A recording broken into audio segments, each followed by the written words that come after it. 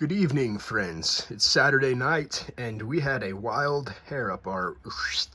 So we got this console staring at us from across the room. The carriage is off because it needs a mainspring. The mainspring is toast, snapped, and it's not bending into a new one.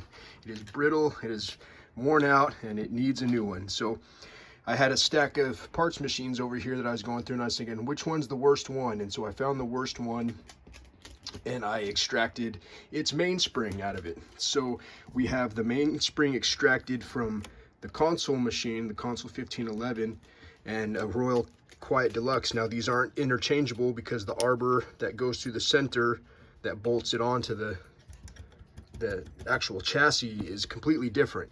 So we're gonna have to do a springectomy. We're gonna have to transfer the springs. So all I want out of these is the good spring. So we're gonna set you down and take a little quick look at how we go about doing that.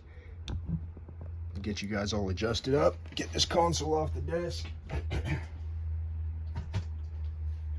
I've done a couple of these before, and I had a request to do a mainspring quick look video, but I just didn't have the camera set up at the time to do it. So now we do, and this is what we do. So we've got, this is the console, and this is the Royal Quiet Deluxe. I've already popped these open to see if they would match, and it might work. So we're gonna try it out. What we need is a giant flathead screwdriver. Can you see that? Yep, giant flathead screwdriver. And then on these mainspring drums, they've got these tabs. Normally there's like 3 tabs or more locating tabs. This one has a cool little hole so you can put the fishing line through and get it through. But what you do is you take the flathead, the blade of the screwdriver, into this channel where all of these pin marks are, these pinholes, and you just give it a little twist with this.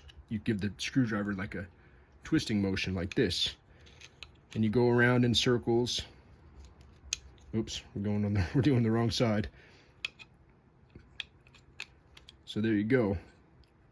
Oh yeah, there it is. Pop that off. So that's our mainspring. You can see inside here that it has been snapped off right there. And mainsprings, the way it works is it grabs onto this little hook like a landing aircraft carrier hook, and as it spins, it's supposed to wind tension into the spring, and it just builds up so much tension inside this little tiny case. But when it snaps, it does that, and the only way to fix it is to either put a new hook on the end of this one, like that. See that? Can we see that? That little tiny hook. Man, it is super tiny. But, ding, ding, ding. Oh yeah, this is a dirty job, by the way. These springs are covered in lithium grease or wheel bearing grease. But yeah, you can see that little tiny hook that's put into there. And these springs are like, it's spring steel. It's not supposed to bend like that, like unless it's being forged or it's hot. So to try to bend a new one of these loop hooks on the end of this thing, they end up it just pops the spring. It just snaps it a million times. I've done it before. So anyway, we're gonna take the spring out of this one. I already popped the lid off of this Quiet Deluxe one because I was taking a look, and they look awfully similar. Like it has the hook on the end that we need. You can see it's all intact. It has the same locating pin at the top where it mounts to. So now we have to transfer these housings, transfer the springs into different housings. Now this is the dangerous job, so we're videotaping it. If I lose an eyeball, at least it'll be on YouTube. So what I do is just slowly start to feed this thing out, one wind at a time, and just kind of hold it steady and make sure only one wind pops out at a time, because you don't want it to, it's not going to fly out at you, but you definitely want to treat it with some respect. So there's the old broken mainspring out, but you can see how much tension is into this thing. I mean, that's a lot of spring steel. So we're going to throw that away in the trash. We don't need that anymore. Make sure we're working with the good one. Now, when you're dealing with mainsprings, it's possible to put these things in upside down, because the way that the hook is set up, it's meant to grab on a certain spot when you turn it one direction, okay? Now, if you put the spring in upside down, that hook is now facing the other direction. So now it's going to require you to rotate it this direction to add tension to this mainspring. And that might not be what the machine wants, because the string will either be on the top pulling tension, or if you flip the spring over, it'll now be pulling tension from the bottom. So in my case, I was an idiot, and when this little piece fell out of the broken one, I didn't see exactly which direction it needed to be in, either this way or this way. So when I transfer this new spring over into this drum housing, it's going to be a trial and error thing. I'm going to have to put it into the machine, see if it winds up the tension in the correct spot with the string on the top. If not, I'm going to have to pull the whole thing out again, and then flip this whole spring system over on its back, so that way I get the correct rotation force to pull that spring tight. So hopefully that makes sense. So let's work on this Quiet Deluxe mainspring that we're pulling out now. Look at how, geez, see what I'm saying? It's a dirty job. Somebody was asking if they put grease on these things, and now we know. This one, it's probably going to take a little bit of prying out, because it is a good spring. It is super good. So we're going to try our best here. I might go off frame just because this is a fragile. There it goes. So you can just slowly start to let it do its thing. Let it whip out of there. Yeah. All right. Oh, one more loop. Oh, all right. There we go. Last loop is out. So this is the old Quiet Deluxe container. It is out of here and done for. Thank you for your service. There's the arbor for that. I was going to send this off. I asked Dwayne at Phoenix Typewriter if he had any console 1511 mainsprings he can send. He didn't have any in stock, so I was just going to send him this housing and ask him if he could find a replacement that would either match or it would work. And then I started thinking, hey, you know what? I can do that. I can do what Dwayne did. I can go into a parts machine myself. I don't need his help to set that up. So on one end of the spring, you got this little hook guy, and then you got your centerpiece. You're going to start at the end. That starts with the, yeah, you're going to start at the start. Start at the beginning. Quentin Tarantino, just start at the beginning, please. All right.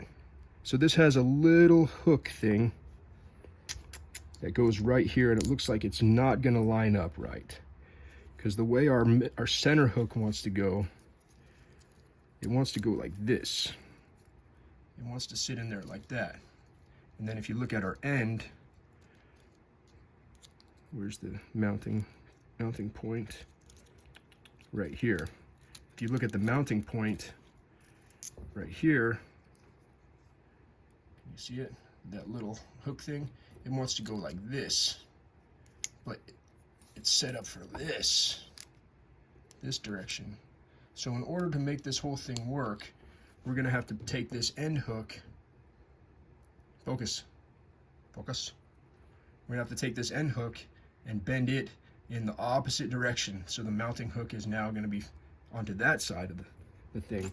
And that's going to be fun, because sometimes these springs are super brittle. This one looks like it's good, and it seems like towards the end of, or the start of the spring, it has a lot more spring tension that's more malleable and pliable, and it's more willing to bend and do what you want it to do. As you get closer to the center, this thing is under constant work. So it's always stressed. This steel or this metal is completely stressed all the time, and it's fragile, and it's done for when it's done for. It'll snap. So we're going to try, it's tempered at this end. You can see it, they tempered it so they can add that bend. You can see the discoloration.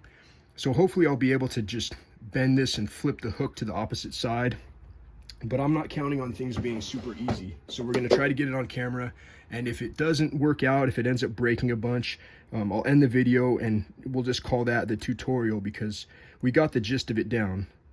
The majority of it is just flipping this hook. Now, when you bend steel a lot, it starts to get fragile. It starts to get super brittle. So I don't want to put too many kinks into this. I don't want to move it around too much. You start bending metal back and forth. You know, if you ever taken a little thin piece of metal and went like this a bunch to get it to break off, Well, that's what is going to happen here if I work this metal too much. So I'm kind of babying it. I think that's good. See, we got the hook now onto this direction, so we can try it and see if it'll fit in here. Okay, so it will fit in the case, I think. We'll just try to start feeding this thing in. Cross our fingers that it's going to go as planned, because this is definitely some stuff. Now we're going to work it in slowly but surely. Feed one part of the spring in at a time until it starts getting all the way around.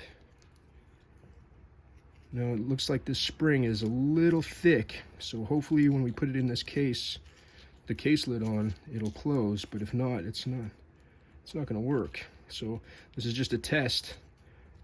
You know, everything looked like it was going to go okay, and we're halfway there, but it just might not work for us, guys, because it might be the spring width might be too much of a difference. See how the top one is a thinner spring? It's like half the size, so it might not work, but it's worth a try, you know, to get this machine going. We'll wind it, but yeah, I'm using my thumb to hold in the parts that's already in the case, and I'm kind of just walking it one step at a time, respecting the fact that this is now under a lot of tension. Make sure this, I could have taken this drawband off, but I'm no good with knots, so I kind of just, if I don't have to mess with fishing line, I don't mess with fishing line. I'd rather disassemble a mainspring housing than tie knots in a fishing line. So we're almost there, almost there. The true test is going to be when we try to put the lid on this thing, and I could already tell it's not going to work, but you know, we got this far, so we'll just finish her up. So there we go, we got that going, and now you can see the mainspring is happy in there. It would wind up if we started twisting it. I'm just twisting it with this gear on the back, but if we started winding it how it wanted it, see how it starts pulling itself in. Yeah, that's tension. So it's getting tension, but because it sticks out of the case that 1/4 of an inch, when I go to put this lid on, is this the right lid? Yeah, it's the right lid. It's not going to close because it needs to close flush. So we will end the video there because this test was not a success, but it was worth a shot. I'm going to try to pull this center thing. This is a pressed gear onto this center hub that holds the drive mechanism. If I can pull that hub out and I can put it into the Royal one, then I might be able to just swap this whole Royal thing over. And if I have to, I could drill out this Royal centerpiece for the console hub to fit into that hole. And then I won't have a problem because this old Royal one is designed for that thickness.